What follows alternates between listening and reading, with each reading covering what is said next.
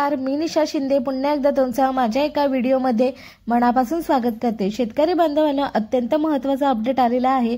निम्मा महाराष्ट्र दुष्काळग्रस्त राज्यात या दुष्काळग्रस्त केलेला आहे। राज्यामध्ये 35,500 रुपये प्रति हेक्टरी शेतकऱ्यांना रक्कम आहे वितरित करण्याचे सुरू करण्यात आलेली आहे। अकोला, अमरावती, बुलढाणा, वाशिम, यवतमाळ, संभाजीनगर, बीड, लातूर, नांदेड, धाराशिव, परभणी, नागपूर, वर्धा, अहमदनगर, धुळे, जळगाव, नंदुरबार, नाशिक, कोल्हापूर, पुणे, सांगली, सातारा, सोलापूर यामध्ये दुष्काळ जाहीर करण्यात आलेला आहे। त्या संदर्भात पूर्ण अपडेट आपण या ठिकाणी पाहून घेणार आहोत। राज्यातील दुष्काळी परिस्थिती पाहता जाहीर केलेल्या 40 तालुक्या व्यतिरिक्त उर्वरित 75% पेक्षा कमी पाऊस झालेल्या 1021 महसुली मंडळामध्ये देखील दुष्काळ सदृश्य परिस्थिती निर्माण झाली आहे। या मंडळामध्ये दुष्काळग्रस्तांना देणाऱ्या सर्व सवलती लागू होणार आहेत। मदत, पुनर्वसन व आपत्ती व्यवस्थापन मंत्री अनिल पाटील यांच्या अध्यक्षतेखाली नेमलेल्या मंत्रिमंडळ उपसमितीच्या 9 नोव्हेंबरच्या बैठकीत घेण्यात आला आहे। याबाबत शासन निर्णय म्हणून वन विभागाने दिनांक 10 नोव्हेंबर रोजी अंमलात आणला होता। तुमच्या बँकेत खाते जमा झालेले आहे की नाही? केंद्र शासनाच्या निकषाप्रमाणे 40 तालुक्यात दुष्काळ जाहीर करण्यात आला।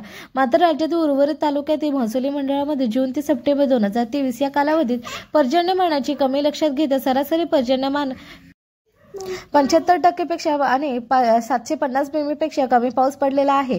असा निकष लक्षात घेऊन 1021 महसुली मंडळामध्ये दुष्काळ सदृश्य परिस्थिती जाहीर करण्यात आली आहे।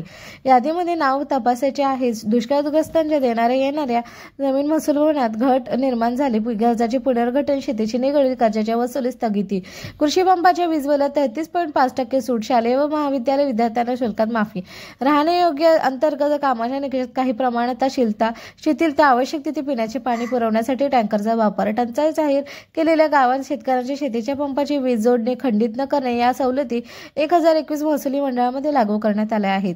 दुष्काळ कालावधी संपूर्ण उपयोजनास या समितीला देण्यात आले आहेत असे शासन निर्णयात नमूद करण्यात आलेले आहे।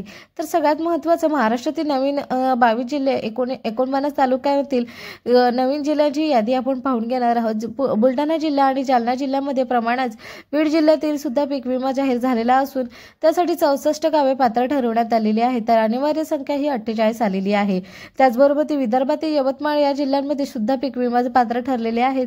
तर जिल्ह्यात एकूण 61 गावं पात्र ठरलेली असून तिथील अनिवार्य 47 आलेली आहे। जिल्ह्याप्रमाणेच नाशिकमध्ये सुद्धा काही गावे पीक विम्यासाठी पात्र ठरलेली असून नाशिक जिल्ह्यातील गावाची संख्या ही 91 आहे तर अनिवार्य 47 असलेली आहे। अकोला जिल्ह्यामध्ये सुद्धा पीक विम्यासाठी पात्र ठरलेला आहे। अकोला जिल्ह्यामध्ये 143 गावे पात्र ठरलेली आहे।